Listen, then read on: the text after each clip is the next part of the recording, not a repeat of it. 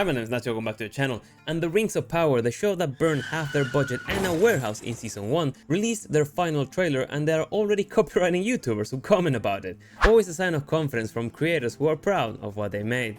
But a few extra shots have been added to the San Diego Comic-Con trailer that seems to gear this season towards Sauron's siege on Eregion. And if I'm being honest, aesthetically, it looks alright. Seems like the people who made the trailer actually know what they're doing, unlike the people who made the rest of the show.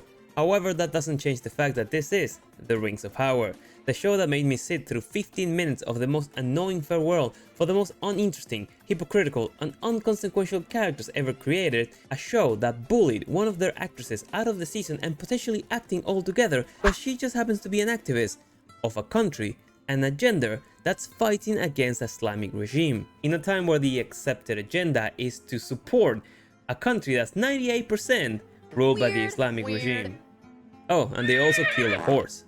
But to my surprise, the first thing I noticed about this trailer is that, unlike the others, it's not racial, which, considering this is the Rings of Power, that's a first. But let's get into it, and I'm probably gonna cut this a lot more since I don't want Amazon to keep the $5 that I'm gonna make from this video. This time we got a regular size trailer of 2 minutes and 26 seconds, and we begin with some narration on how war is coming to Middle Earth while showing shots of the Battle of Eregion. We see Sauron marching towards Celebrimbor.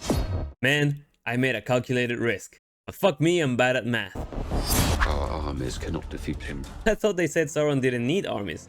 I don't know about you, but that seems like a very sizable army to me. We get some voiceover from Gil-galad, who explains that Sauron is basically Vecna from Stranger Things, along with the same color palette. And from what I'm gathering, much of the things we see on the trailer, especially the ones featuring Celebrimbor, are images of him basically in the Upside Down and under the control of Sauron. Because otherwise, I am very confused how all these events are ordered. Silly of me to try to find guidance in the source material, since we very much know that this show purposely spits all over it. But if I'm not mistaken, Sauron teaches the elves how to craft rings. 19 rings are forged, with 3 of them being hidden from his influence by the elves. Sauron attacks Eregion.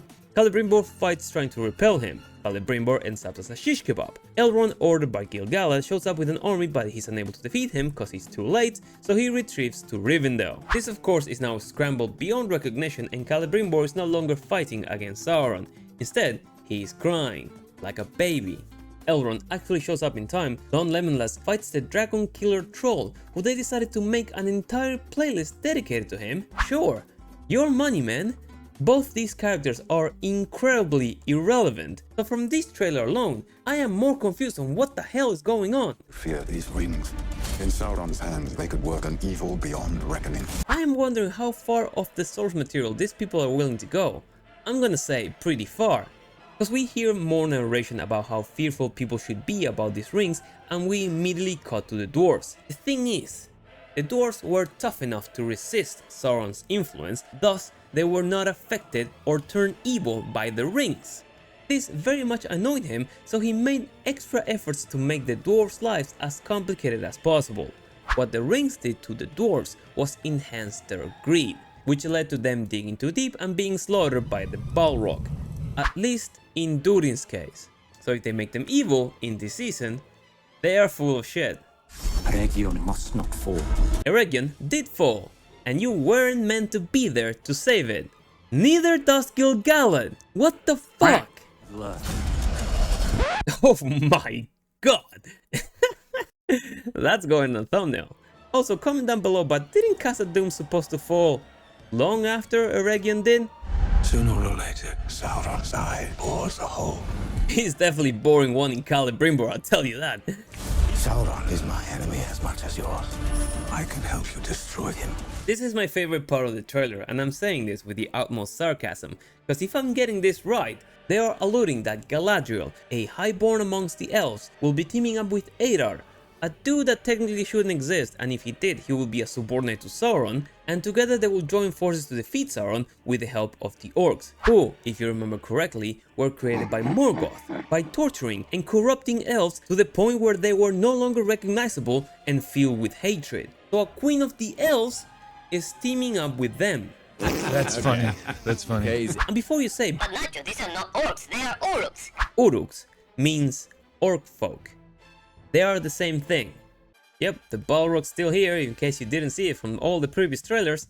We get more establishing shots of multiple sheds hitting multiple fans, things don't look so good in Numenor, Elendil's daughter, with the rack, is back.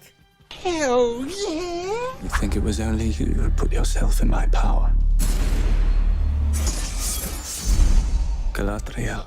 No, it was Galadriel's fault. All of this is that bitch's fault. Also, in more of a personal note, I hate how they roll their R's when they say her name. I'm not sure it's supposed to be pronounced like that. Galadriel. Galadriel? Galadriel. But I fucking hate the sound of it. In an interview with Charlie Vickers, the actor who plays Sauron, or at least one version of Sauron, I'm not sure where they're gonna fit the Indian guy in this, he confirms that Sauron is externally viewed as evil, but internally he has good intentions. He's looking to heal. He wants to reorganize and rehabilitate Middle-earth. Yes, it is pretty easy to rule over a stable land if you kill everyone who complains. But I believe this fits with the trend of modern day filmmakers, producers, writers and directors to try to make evil characters sympathetic or, God forbid, relatable. Yet another thing this show has in common with The Acolyte alongside its creative bankruptness. But the overall reaction to this trailer is surprisingly very positive. And from the comments, I'll agree with most people saying that they want Sauron to win.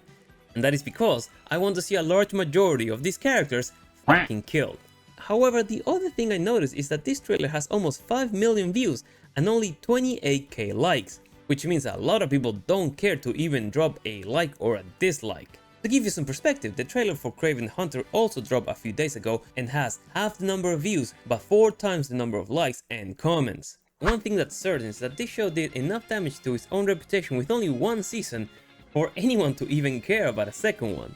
Their marketing team should be fired just for the piece that they did on Entertainment Weekly, cause who in their right mind thought that wrapping Morphy Clark in tinfoil and Vickers in a square suit 3 times his size was a good idea? That looks terrible.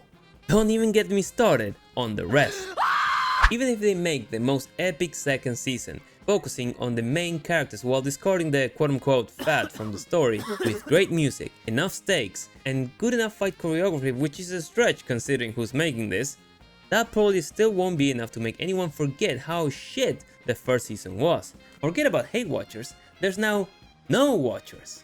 There's still 2 more weeks till this episode's drop, so I'm sure this won't be the last thing we hear from these people. They are probably in DEFCON 5 of we need to advertise this, so expect a lot more content before the season premiere. But if you watch this far into the video, leave a like. Check out this next for the breakdown of the previous trailer. And as always, I've been Nacho, hope you enjoyed the video, and I'll see you in the next one. Take care.